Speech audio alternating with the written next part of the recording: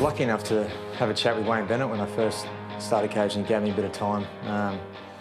And one thing he said to me, you've always got to drop a player, let him know before everyone else knows.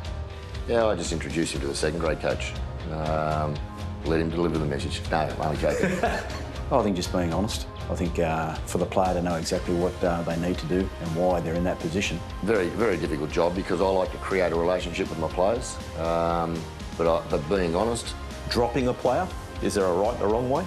Best way you can do it is be honest. Some players see it for what it is, some players don't, and coaches don't always get it right neither. Be honest. Be honest. You have to be honest and genuine. Tell them the truth. Dropping players, is there a right way to do things and a wrong way? You know, getting the player one-on-one, I think, is really important.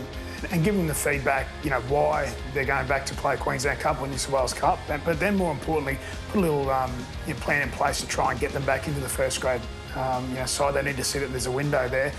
They need to acknowledge that, you know, there can only be 17 guys that run out there every weekend of a squad of about 30, 36 players.